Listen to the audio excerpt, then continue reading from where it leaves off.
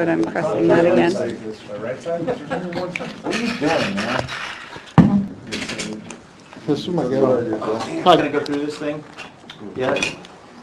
Most of it, not all of it. Well, I dropped it off to you like at 5 o'clock. Yeah, I was gonna leave that part out, but. Break.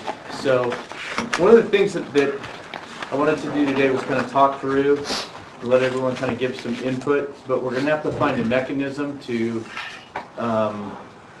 capture all the feedback.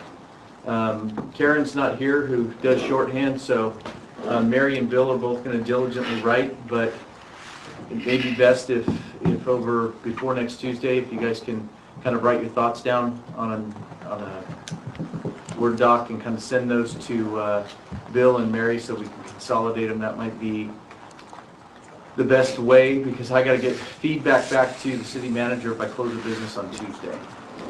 So,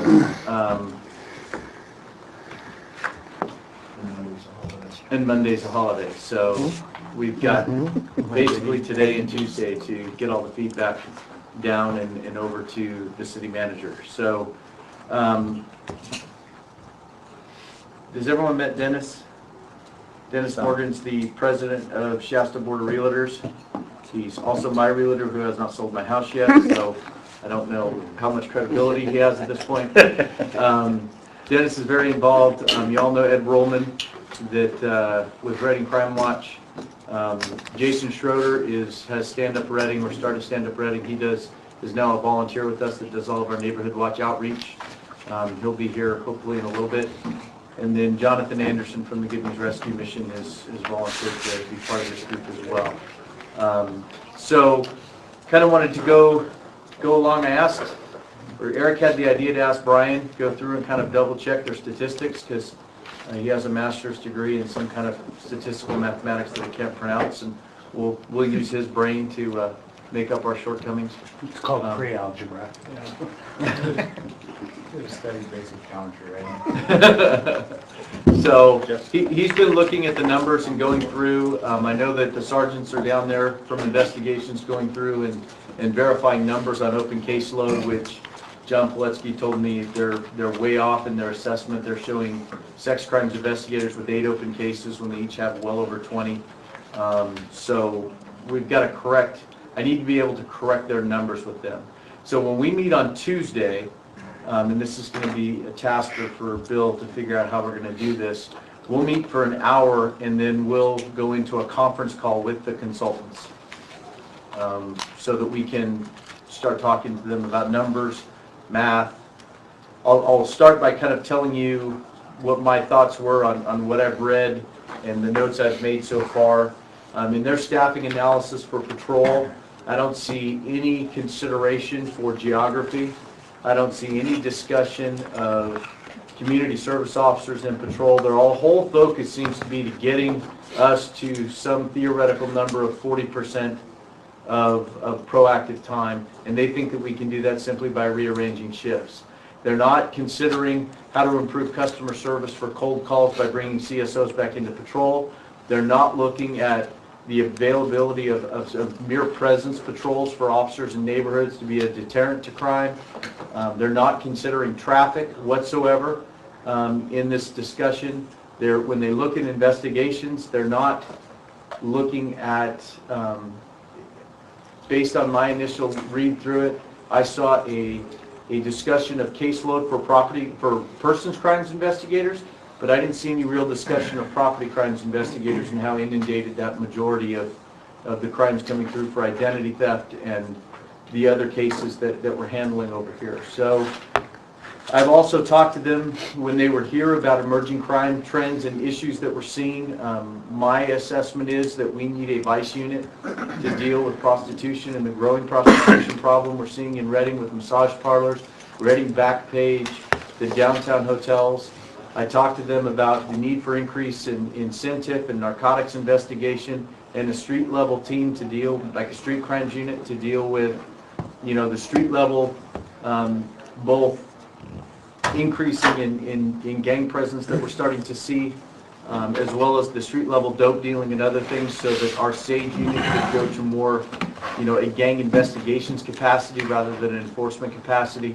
And I got to tell you, to me, from reading this, it doesn't look like they listened to it, anything that we talked about. So, but I was warned today not to poison the well. So if we can kind of go around the table and everyone share their initial impressions of the blueprint, that'll be a good start, and they can make notes as they go. And I think Jonathan just got here, so I'll go get it. Bloody. Okay, I'm coming to get you. Big pile.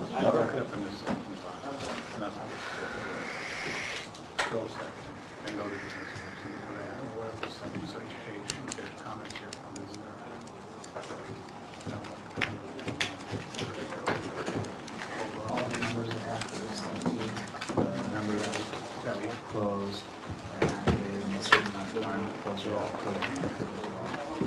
That's a former officer at the police department. Where's that at? Like, the police department after he left. Yeah, but where's that? Hear that story? He had the seizure. No, I know that. You know who was, do you remember Kim Fortune? She was a dispatcher? Yeah, it was never accurate. She was actually in the Xerox when that happened. You gotta go with some things. I saw that. That's what What, did he get a misdemeanor deuce out of that or nothing? I don't think he got anything. 'Cause I think, He never got read his rights. Henson, I think, They're an was awful one lot that. of money though for what the council. Because they started reading him his rights and he said, I know that, you don't have to, or something like that. So they never really officially. Good, my Here understanding. you go, Bill. I got you several colors. Oh, thank you.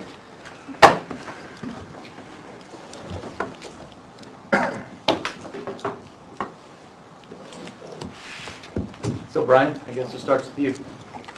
Just to clarify, I only have a bachelor's degree in that, so I don't think I'm some technical guru or anything like that. I was building you up, I man. do know some of the maths.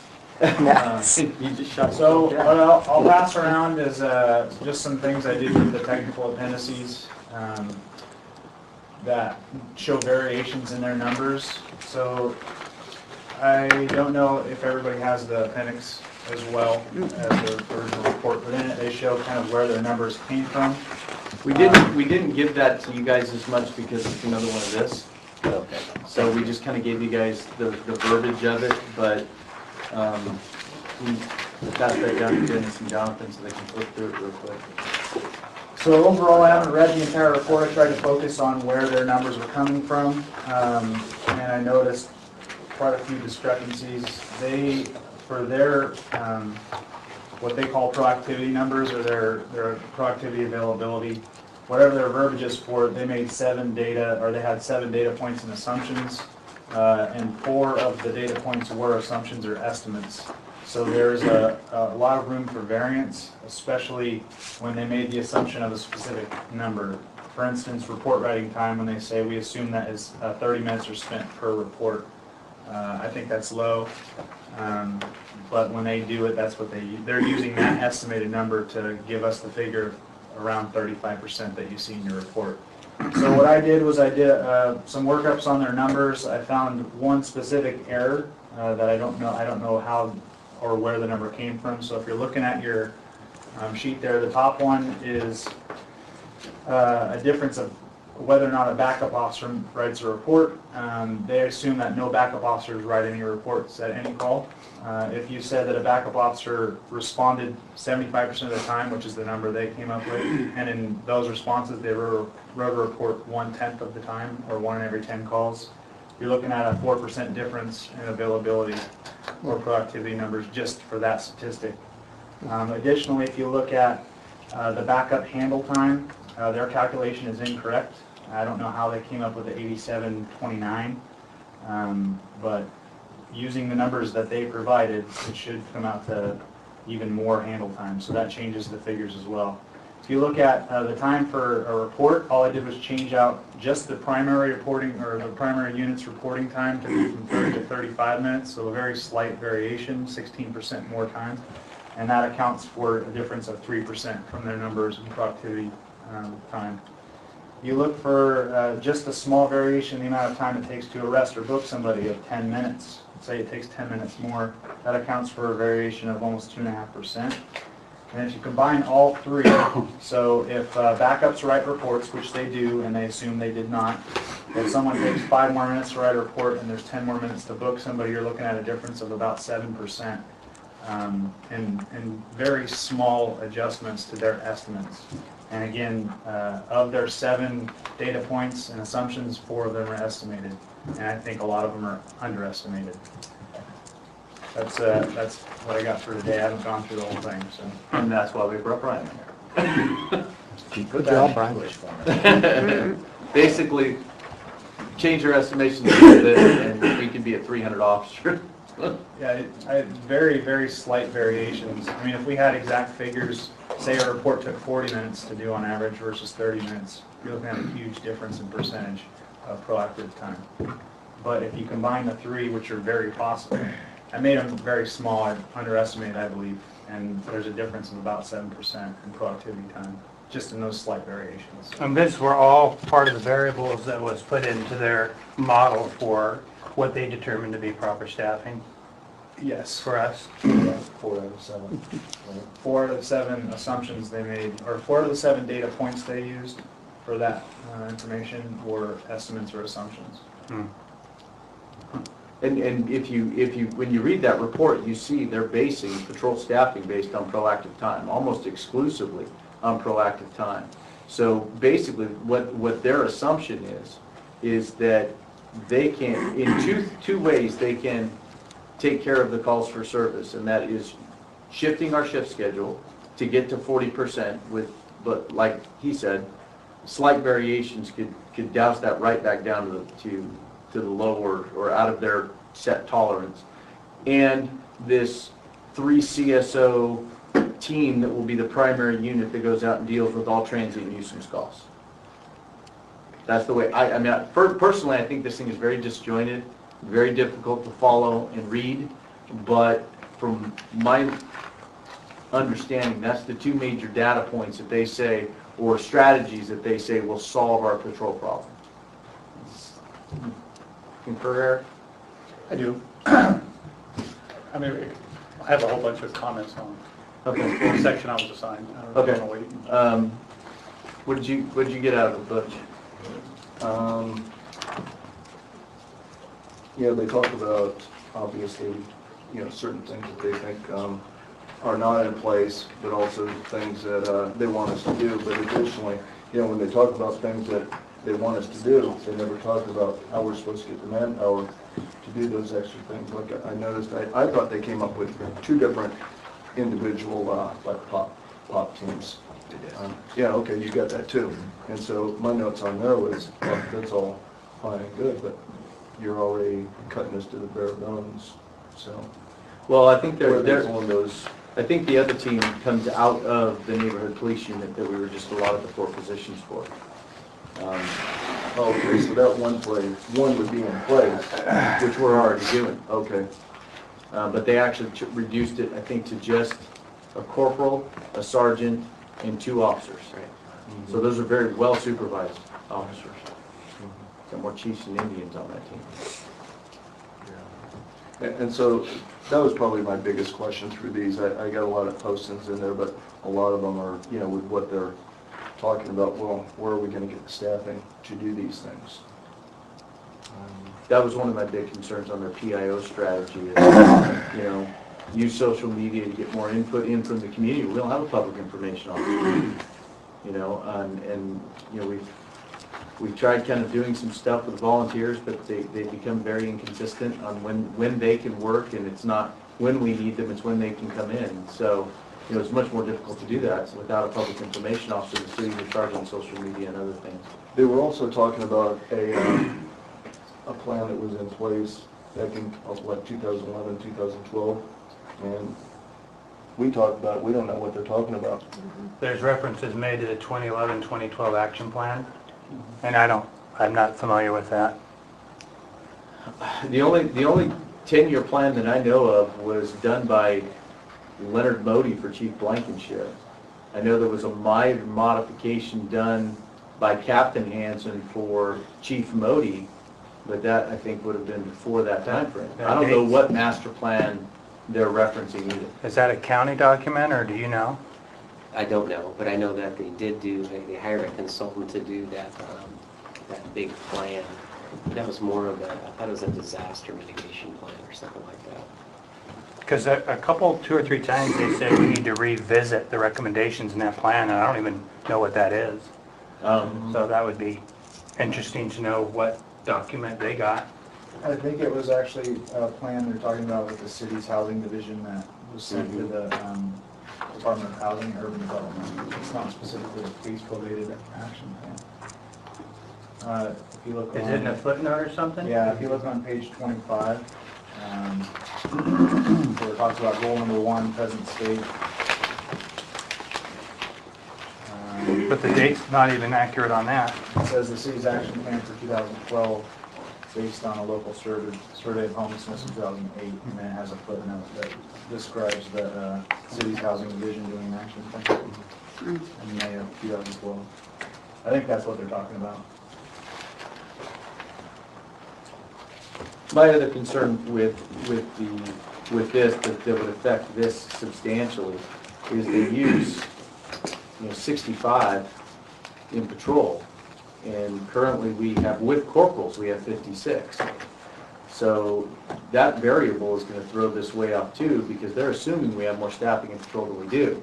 Now, I know Roger was looking into that to see, if those staffing numbers were accurate that they were using. Yeah, I counted my board. I've got 46 patrol, 7 in training, 4 vacant, and they're counting corporals, so that's 6 corporals, which I counted up to be 63. But we traditionally, as you guys know, use a corporal as a supervisor. Don't count them as staffing, and that's the intent behind that corporal. And they're just throwing them into additional staffing. So with corporals, their numbers are correct? They're pretty accurate. Okay. However, Is that they counting also the trainees too, though? That's counting the trainees, Yeah. and they don't take into consideration 2 things. One, 4 of those officers are going away in 2 years. Okay, those are temporary positions that the city allocated us. And we have to count, for a study like this, we have to count the trainees as officers. Correct. Because they're going to fold into patrol as soon as they're off FTO, so we Right. can't count trainees in Right, regular but they're officers. already rolled into the MPD unit and they're counting it as patrol staff. They are patrol staff. But Right, so, But they're not, okay, but Right, they're not so- assigned to the schedule is what I guess what I'm getting at. so Yeah. 4 of those positions are going away, theoretically. So I would question even having that as a concrete number from here out. We don't have those bodies. Also, And they're going to get pulled, 4 of those positions are going to get pulled from patrol, actually 6 of them, to create the neighborhood Correct. police unit. So not part of it. and we have a situation where historically we've had anywhere up to 10% of officers injured. Right now I have 8, and so that considerably impacts our staffing levels as well. Well, and that's one of the things that I read in here. They say we have a chronic vacancy problem, and we don't. We very successfully hire people very quickly when we get a vacancy. So I don't know if they're talking about injuries, or because we don't have vacancies. The injured officer is not a vacancy, so I'm not sure what they're referencing with that. I thought they threw out a number of like 3.1 or something like that, 3.7. 3.7 per year. I don't know if they're factoring in terminations, retirements, or things like that. That very well may be the case, but I haven't looked up those. I don't know.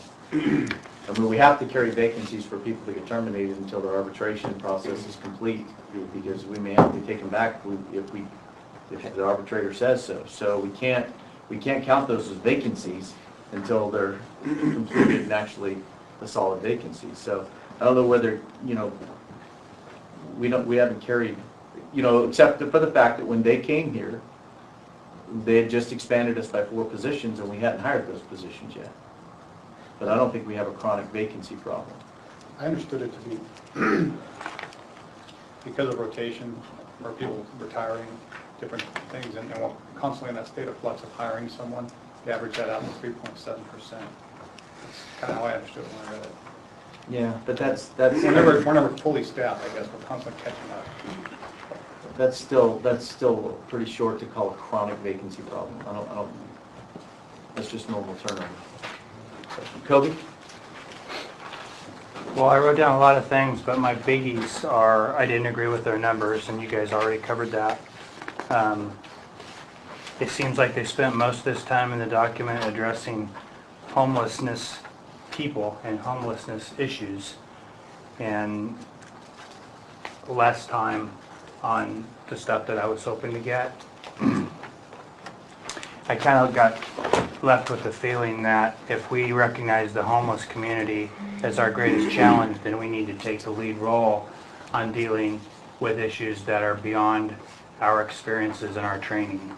And that's why I dislike this the most, because we're trained to keep the peace and deal with crime. We're not social workers, caseworkers, yet it seems to thrust us into a position to become actively part of that. And a lot of their suggestions about bolstering our manpower, at least in my opinion, my interpretation of it is to have those people assigned to that. So if they want us to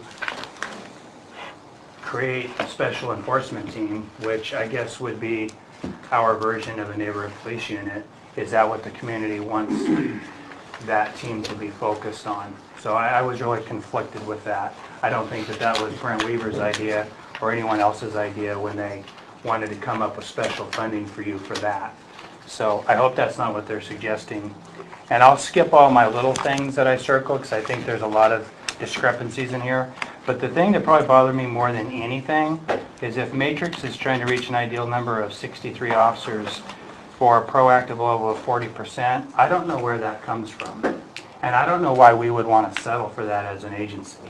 And I think that's largely driven by the beat you're on and the day of the week you're working and the shift that you're on. Because to me, if only 2 hours of your 10-hour time is spent on a call for service, I think 80% of your time should be spent on proactive police work. But they're using this 40% in the matrix to come up with, to justify the fact that we have adequate staffing. And I just thought is that an arbitrary number? Or is that a national number that we strive to reach? Well, they said 35 to 50% in the conversations with myself and the two captains. And then he said, but a good community policing department has 60%. But they're basing everything up with us on 40%. So that's one of the reasons I want to have this conference call, because what they were telling us is not reflected in what they're writing here. And quite frankly, I feel like they blew a lot of sunshine and were very disingenuous in how they dealt with the staff of the department. And like I said, the only dealing with in staffing-wise, the staffing analysis is that small portion of patrol on one statistic that Bryan already showed, can be skewed greatly just by, 5-minute, 10-minute variance. They don't deal with anything else that the department does with relates to traffic enforcement. Well, that's what I was going to say. Investigations, gang enforcement, vice enforcement, nothing. They make a reference to the project team's experience, and I'm just wondering what their experience is with respect to discretionary time to do proactive police work. Because I think that number is very skewed to me. That was my single biggest problem with this. I think you have 2 statisticians and 1 guy that works as a cop for 6 years. That's their police team. Did we know that before we hired them? I didn't. We figured that out when they got here. Yeah. All the other things are just a lot of little stuff that I could share with whoever's taking notes, but those are my biggest thoughts. Okay. Jeff? I'm still mulling through it. I started working on it today, so I haven't completed all of the review of it, but things that initially jumped out at me were the corporals of staffing. Roger already mentioned that, because they are used as supervisors a lot, and that loss of 4 officers that we have for a short time duration I thought would really skew the numbers. The estimates really concern me because, lies, damn lies, and statistics. They can skew the numbers with whatever they put into it. So whenever you're using estimates, I don't know how you can put that into a hard document when you're estimating based on what. They don't really give a criteria of their estimate. It's just, this is what our estimate is. They're not saying we're basing it on anything, other than what they've done in another city somewhere else. It really wouldn't reflect our city or geographics or anything else. So those things grab me. The 40% proactive time, like Koby mentioned, and they told us right up front when they first came here that they weren't going to look at any kind of national averages for officers and staffing models. but they're using averages for proactivity levels based off other places. So I just don't know where they're drawing these numbers from But that they they're are putting using in. national averages to establish the other 12 firefighters that they need to hire. Exactly, but yet, they won't look at a staffing level for police by national averages where we're way behind. National average for departments between 50 and 99,000, which we fall into, is 1.8 officers per 1,000 residents, which would put us into the Robin Koby La land staffing model of about 175. Right. And having seven people in training, 7 officers in training, they're not taking into account, if you're using a 4 or 5 month training model for these new officers, and you have officers that are tied up doing that training, so there you have double units, so your manpower is actually going down. They're not incorporating, DOR time and training time for these new people, which is effectively removing 14 guys from the street at different times to do all this training, to do all this roll call stuff, this remedial stuff for trainees, to document their performance. So that's removing a huge number of our people too for, up to 4 or 5 months a year on trainees. Well, that would greatly increase this too, the amount of report writing time and training time. So. Can you quickly define proactivity? Just Proactivity would be free time where you're out actively looking to address crime issues, look for arrests, look for not a traffic call, something enforcement, other than. looking for proactive things to go out and do enforcement. They've removed all they call calls for service citizen initiated versus proactive.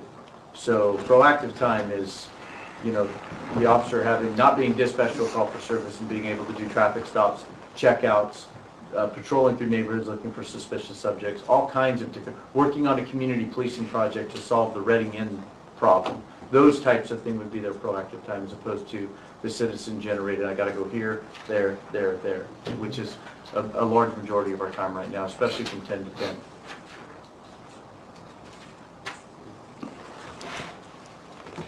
Bryan? Yeah, just looking at it, what kind of struck me is they categorized our day in like 4 things, that we only do 4 things. We write a report, we make an arrest, and there's just so much more that we do. Just what struck me, like on patrol, because I don't know how many times I'd be on patrol, and I know a call sitting on the board that is a 2-person call, and as soon as someone clears, I'm going to be sent to that call with whoever clears next.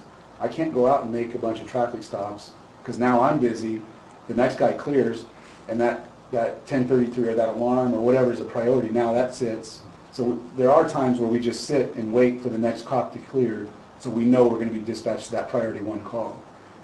And so it just brings me to Torum's numbers of, I just think that they way shorten those numbers, because I don't know how you take that kind of thing into account other than inflating some of the call time numbers, because there are times where we can't go and be proactive even though we're actually not on a call for service, because we are waiting for the next unit to clear so we can go to priority 1. And so there's just, and that's just what's off the top of my head when I was going through this yesterday. And I know there's, just different things like that. So I think it just points to that they really had spent no time learning what actual police do on a daily patrol day.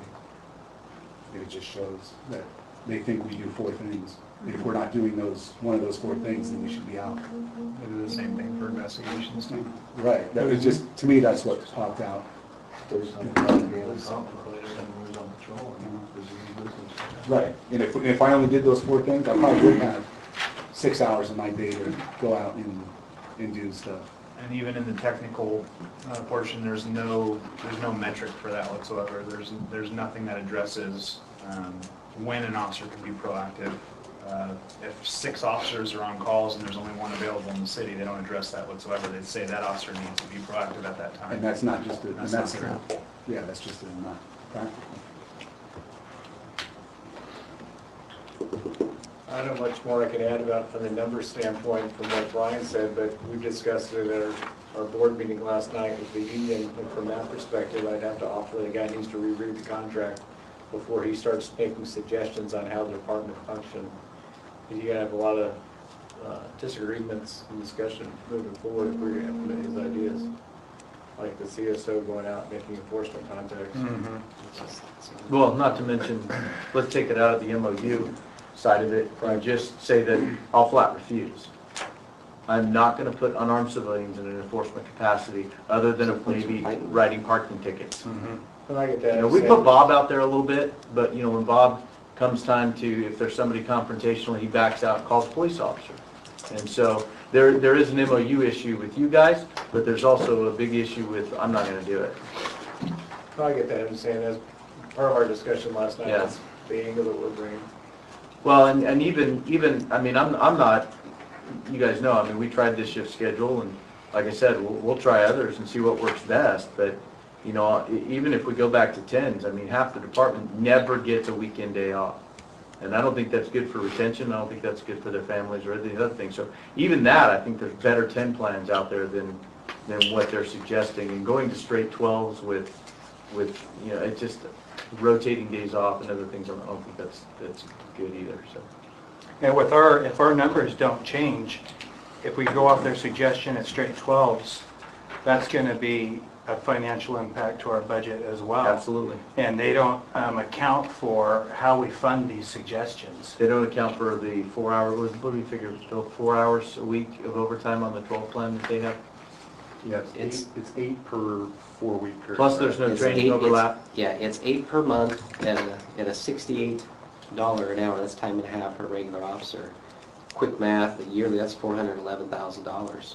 Not including the training time we'd have to pay for Yeah, overtime we as pay well. all our training. So it'd end up We need being that money. probably, because we were paying $68,000 overtime before to do the training before we had an embedded training day, so that brings that up to $475,000 increase.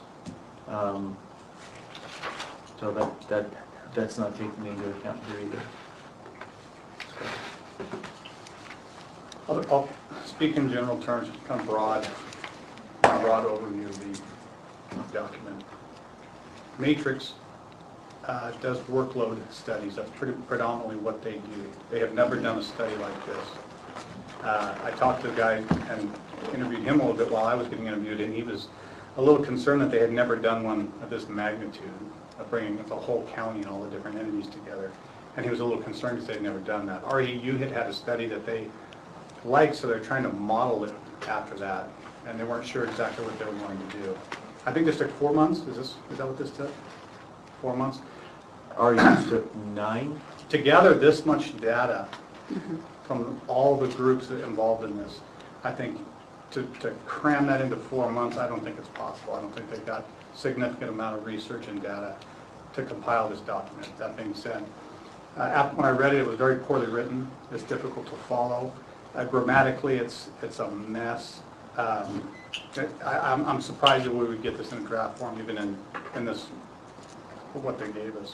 They talk about initially a number of options, and some of it was based on different funding sources, 5 million, 10 million, 20 million. I'm assuming that's a sales tax. I didn't see it anywhere addressed where they were going to talk about what we would do if we were to get those funding sources. Did anybody? Not Maybe I missed there. as it correlated to tier 1, tier 2. Right. They didn't cross-reference them at all. I did just get an updated version from Matrix today that has a completed executive summary. I don't know if it's in that or not. I haven't had a chance to look at it, but it's on that Dropbox. So I'll just forward that to, or Mary can forward that to all of this group, and you can drag it down and read the executive summary and see what the updated executive summary, but that I believe is the only part that's different. And then we've got like I said, Tuesday, if whoever wants to come to the meeting on Tuesday, we can provide feedback directly to the Matrix group, and I'll let Greg know that it will be the entire working group. I think specifically what really concerned me was their estimates and the variables where they just assumed certain things, or they just arbitrarily, I'm not sure how they came to these conclusions with the proactive time. And that's why I asked Bryan to do this, is because I think that once you change those slightly based on our knowledge of what we do, it was going to significantly impact that. And I think he went very low in his estimates, and you can see how it skewed the numbers. I just find it staggering, from 10 in the morning to 10 at night, we have 0, even on their own calculations, proactive time. But they're going to combine that with between 2 o'clock and 6 o'clock in the morning, when everybody's asleep and there's not a whole bunch to do, so that's going to up the proactive time. I find that very, very hard to swallow, given the fact that the majority of our time, they have no time at all.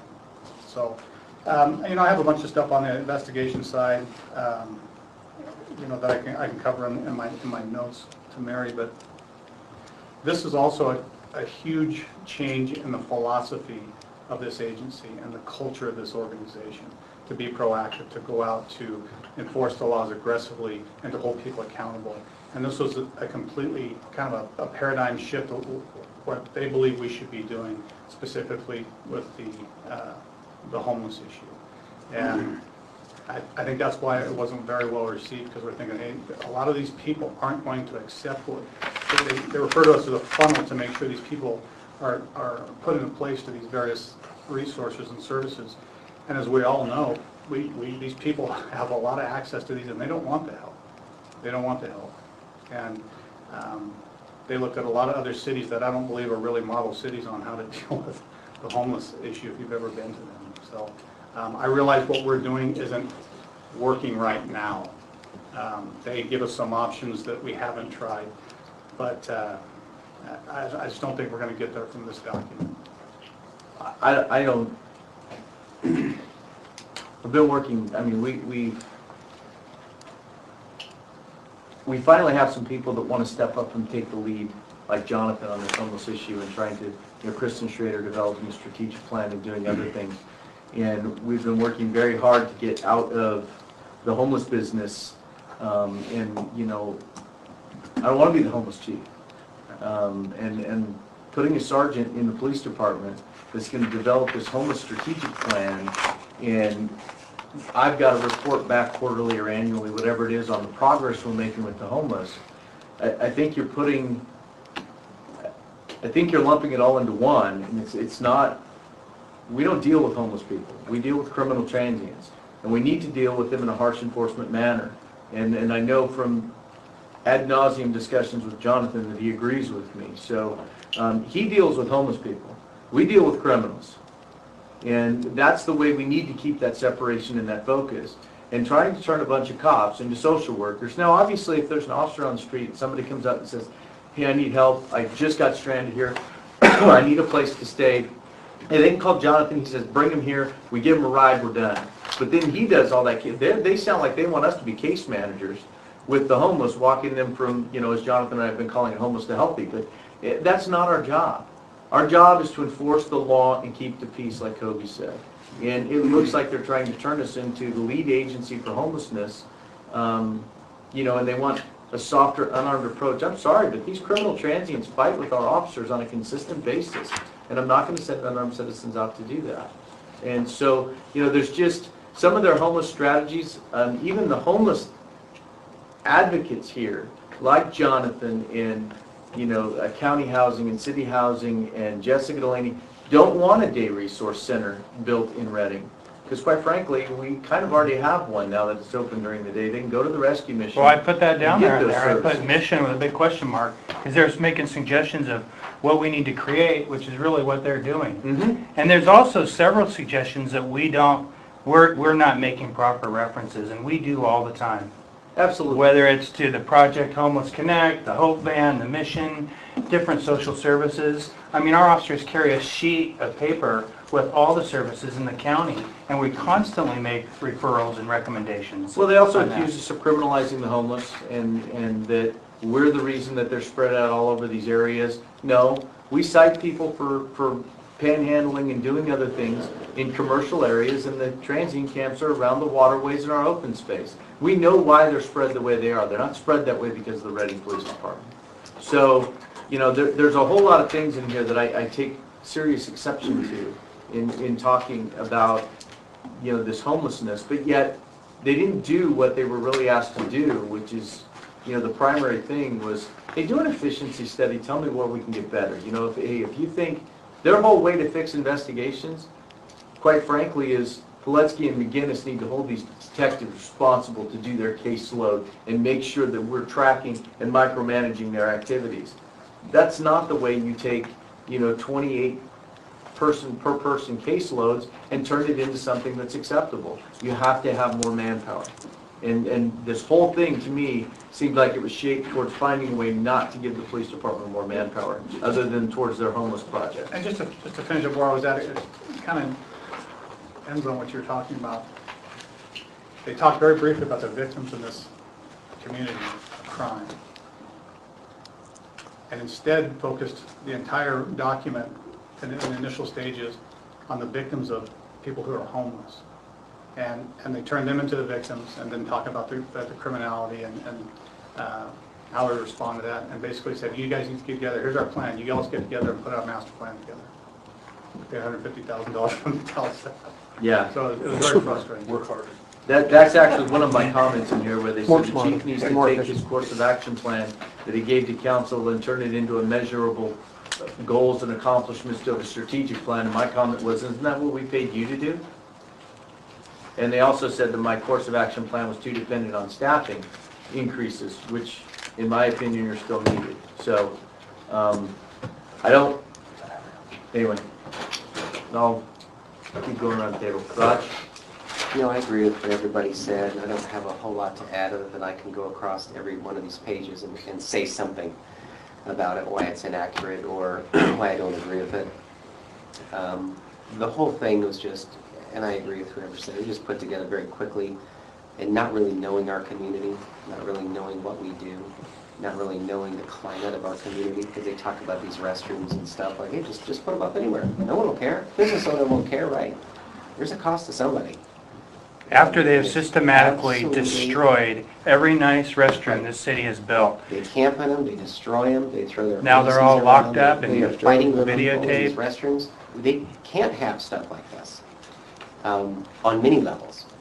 But the whole thing is inaccurate, and it's like double talk. They'll say one thing once and then kind of contradict themselves, and on the next page they'll come back and revisit it, and with nothing to substantiate it.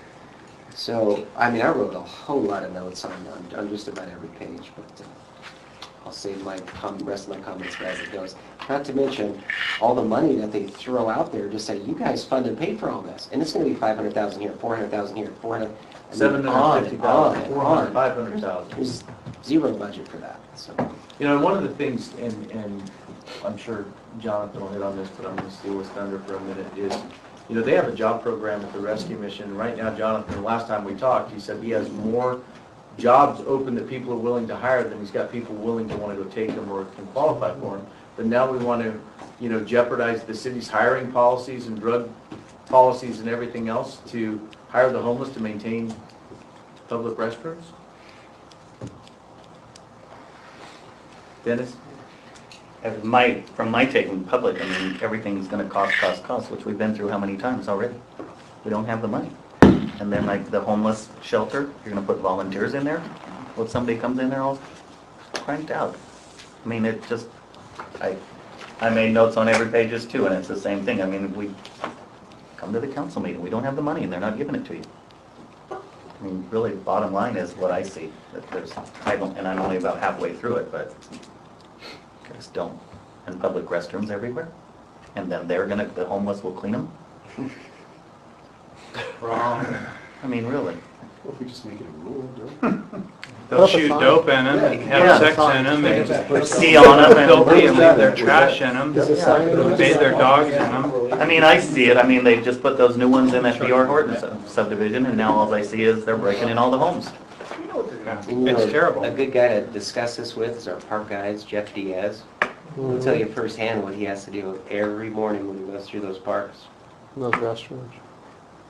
Oh, the beautiful tile with the fish on it, they're all busted. They lock them after dark. They have cameras on them. They fenced the restroom at Tiger Field because there was so much lewd conduct by homeless people and so much destruction. All these nice restrooms that were built, not just exclusively for them, but for their enjoyment, they're destroyed. And they want us to spend $500,000 and strategically place them, apparently based on the plotted map of our encampments, so that they can have their own to do it again? I don't get it. Because Portland has it. I didn't write it, don't yell at me. Did they get a direction? Where did they get the direction for this? From the council or? We need a heavy bag in here with lunch.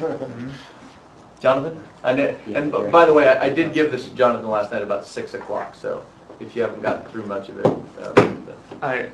I managed to get through a good portion, but not all of it. Forgive my ignorance. I'm not law enforcement, so forgive any ignorance I say on this. But myself reading through this, it seemed, honestly, it's good to hear what everyone's saying. It seemed like a very elementary recommendation horrible grammar, which I was surprised to see for one. My initial thoughts are, really it seemed like it focused predominantly on homelessness and homeless issues within our community. And I understand that the public is up in arms about homelessness, but I was under the impression that this consulting group was going to make recommendations really more towards the policing side as opposed to social service side. So that was a little alarming to see. A lot of the recommendations that I see them making, I think, are off base and completely unnecessary.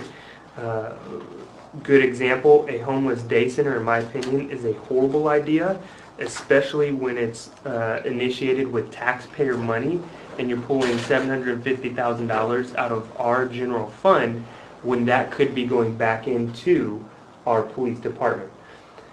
Especially when the rescue mission is already doing every single thing that they listed, including the medical services, the job readiness, all of that.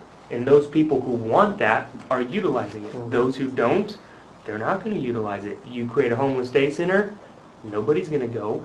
That's a waste of money.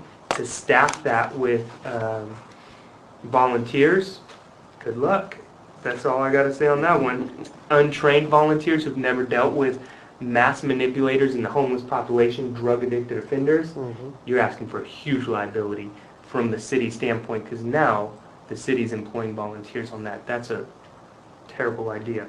If anyone's taking notes, don't quote me on these things. Yeah, I like that word you use. I like that mass manipulation. Were you interviewed on this? No. Oh, yes, I was interviewed on this. I did, yeah. When I look at a lot of these things, truthfully, I wrote notes in here. Why is the police department doing that when social services or the mission could be doing that? Why does the police department, why are they allocating funds that I didn't even see them put money towards, but they're saying you should hire a sergeant as a public information officer just to deal with homelessness and social media? I kind of read something that why do that when that's something that your continuum of care council can be taking care of and updating the police department on, and social services can take care of those aspects? Why utilize community service officers as case managers when you have social service departments who can go out and utilize their employees as trained case managers? I don't think that's something that the police department necessarily needs to be doing. Here's my ignorance on this issue. You're going to propose $750,000 from taxpayer money to duplicate what the mission's already doing, and I'm open. If anybody wants to make recommendations and suggestions, you have the executive director at your disposal. We will tailor this mission however this police department needs us to tailor the mission. That's something I don't think this recommendation hit on. I'm willing to do that with this police department because together we can make this work. What I see here is just, man, it's a little bit appalling in my opinion. If you take the $750,000, you do a 1% tax increase like they're suggesting, utilize that money back into the police force, I think you can have task force, special task force that can be dedicated to things, and here's my ignorance, like a gang task force, a drug task force. Maybe you already have those, I don't know. Maybe we can beef those up. You are utilizing special task force. To me, that's real proactive policing. That's the true when our community says, I'm up in arms about crime, homelessness is an eyesore. Homelessness takes a lot of time off of your police force. But truly, what's the real crime that is the biggest liability for this community? When you have sex trafficking going on, how much of a task force is actually going out to investigate sex trafficking? So I look at that and say $750,000 to duplicate a mission when $750,000 can go into this police department to do a lot more of the proactive side of things that they want to see, but they're recommending really elementary proactive solutions, which is inform the public through social media. I could have told you that, and that would have been a handsome salary for it. And we do that already. You do, we well, do because have you had to- 2,500 likes. Good Yeah. job. Would That's all you need. Would you like to make 150 grand for 16 weeks of work? Absolutely. Please. Sign me up. That's my initial impressions. I hope I'm not off base. Tell me if I am. I think we know what Kobe's gonna do after next year. 150,000, 16 weeks. Yeah, hey, I could be a consultant and give you an end product like this. No problem. Terry's our new records manager, so Bill is now up in the chief's office, just so you guys know. She's the runner of records, and I jokingly called her Miss Dragonfly today, because records is gonna be replaced by dictation software in this plan. You know, you add that up too, it was like $695 to $700 and some dollars per license. Per How license, much each is that computer, per officer? they're not adding in the computer that you have to get to each officer, You have because the 101 license, officers. you have to log into your, when Bill and I talked about this before, to take some of the pressure off of records, each person has to have their own computer with their own license. You have to train it to your voice by reading a minimum of 2,500 words. And then you still have to go back because, you know, it makes mistakes and other things. So we just decided that it was a stupid idea, and we didn't even go forward with it. So what do you got, Carrie? Well, I think in a lot of this, they kept recommending a new RMS, which we already knew. We already have the plans for that. But one of the things that I didn't care for too much was when they talked about records on page 78 in the comment of, unless this is really true, 80% of the respondents in the survey to the employee survey indicated that support from records is insufficient. Well, if you read the question on here, on the survey, the question is, we have insufficient record support in the department. Well, we don't have enough support. We need more people. Even if the officers did their own reports, that's only a fraction of what we do. I gave them a whole list of things we do, and they didn't take that into any account, that we do need more manpower in records, even if the officers took over their own typing, even with the RMS. So there's still going to be a lot of quality control, a lot, but those are two Those separate ambiguous things. questions are very, Exactly. you know, they very well drive the survey in the wrong direction. Insufficient, minimal staffing are not the same thing. No, and performance and support staff. I mean, they just made it way too broad, and it makes it look like 80% of the people are unhappy with records performance when the question talks about support. And also they said that we don't prioritize cases, it doesn't seem to matter. Yeah. That's not true at all. That's not We have a true. That's homicide, completely untrue. absolutely, they're first on, as soon as it comes in, boom, it's out. Has to be. And that's just, so that's a lot of this stuff is just completely inaccurate. Right, and I don't support the officers dictating in the field. I mean, they can't even get gasoline without having to worry about things. So why would we want the officers looking at their reports, looking away from, you know, their surroundings, working on that? That money could be used to pay for a couple typists if that's what we need. Because I do agree, I mean, we do have a backlog, obviously we have a backlog of reports, but maybe use that money towards a couple typists that can help us out on that.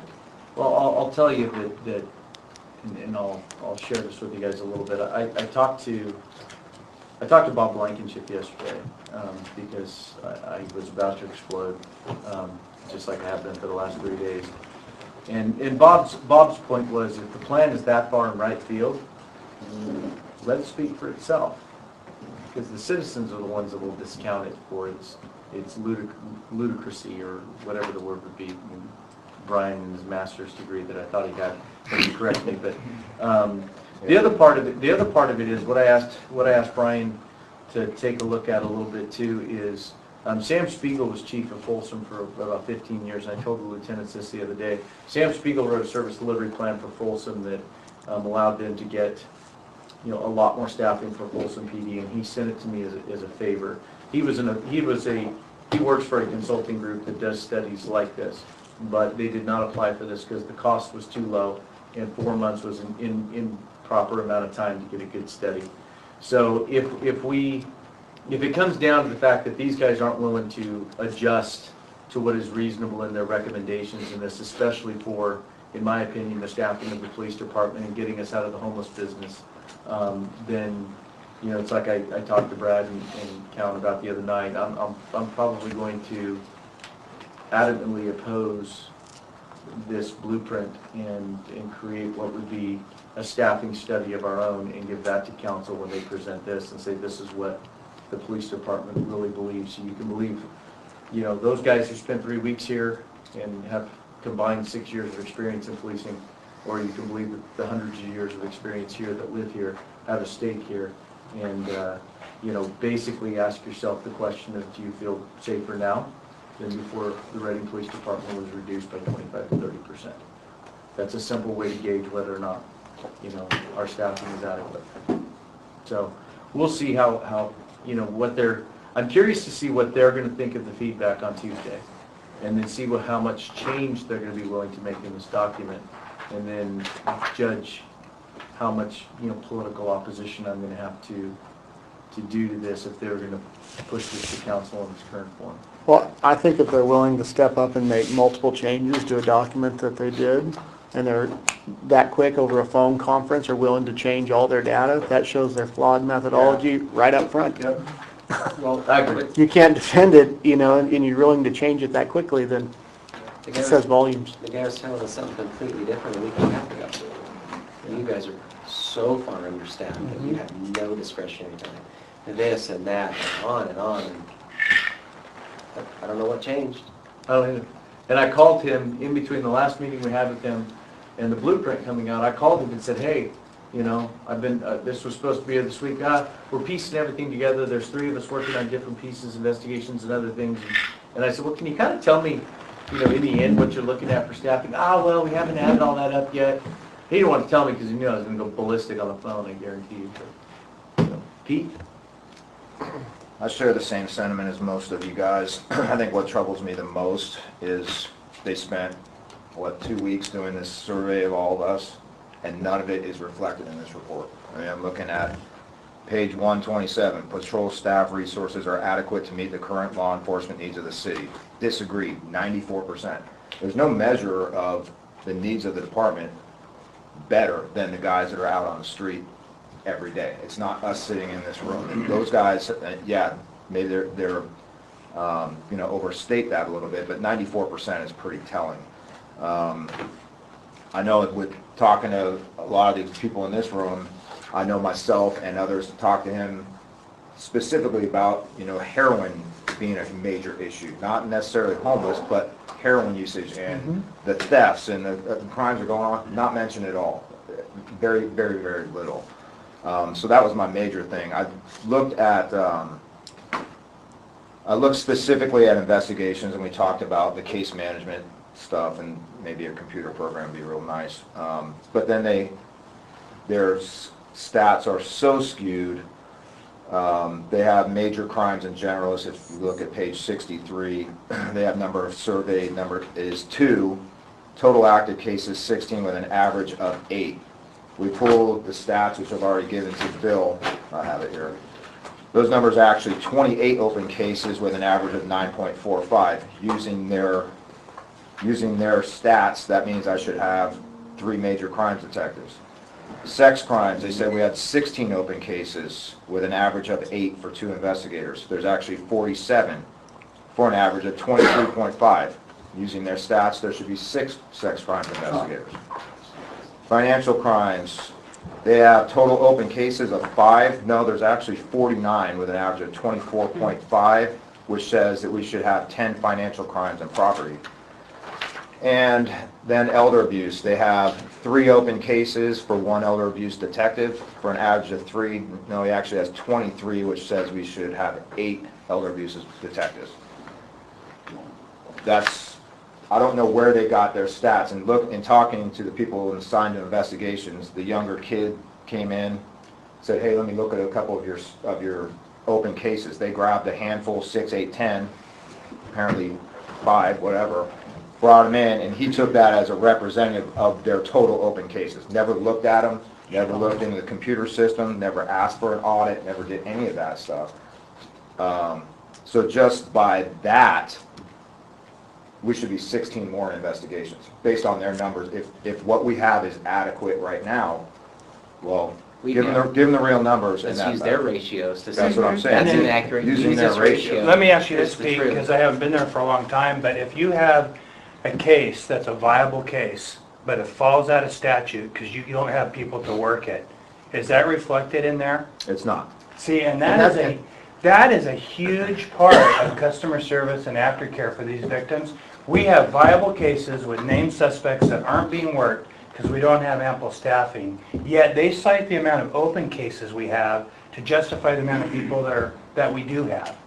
That's just Subjectivity that really destroys this entire. And back when we were all in investigations, the sergeants, you would have, it was a, white male seen fleeing the scene. Back when I was in there, that was an open case. Now we're kind of trying to triage that and prioritizing stuff.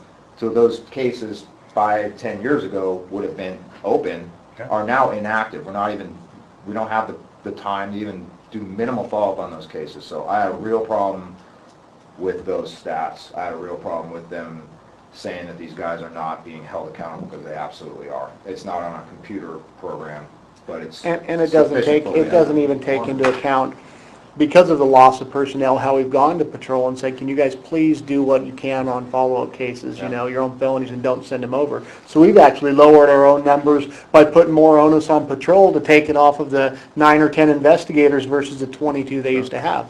They don't take any of those types of things into consideration We're either. less than half of what we were in 2006, 2007. I honestly, when I read this, don't feel like they listened At all. The only things that they use in the survey are places where the survey can be twisted to make it what they wanted to see. The chief needs to create a mission vision statement because half the department doesn't know where the department's going. Okay, I was planning on doing that anyway, but that they'll use that survey, but they don't use the 94% think we're understaffed to be able to provide for this community. So many think that they're not supported by records. Well, I read the question as records staffing is insufficient to provide proper support. So, there's it's just like the one question that was asked that they don't mention, thank God, that, the officers that don't feel overwhelmed by their workload. Well, to me, that's a little bit of cop ego in that, because the guys are complaining all the time when you walk down the hallway, that there's just too many calls to get to in one day to do the job that they would like to do. And, yes, we deliver a good level of service to this community. Well, I think they do on an individual basis when they show up to a call. But overall, is the staffing level of the department designed to give the best level of customer service to the community? I guarantee you every one of those officers out there would have said 100% no. So, I agree with you, Pete. Bill? I don't have much more to add, everybody's got it. The one thing I would like to see is their CAD data they analyzed. I was really curious about that and the way they interpreted that data. When I talked to whatever his name was, he told me he was going to call me. We're going to sit down together and go through that data because he couldn't understand it. I don't know. He never did call me again. We never did get together, so I don't know how he interpreted his numbers from there. So we'll have to look at that some more. Okay. So whoever can make it to the meeting on Tuesday that wants to have this discussion with, and be part of the discussion with and hear the answer straight from them, from the consultant, is more than welcome to come. If you can, we're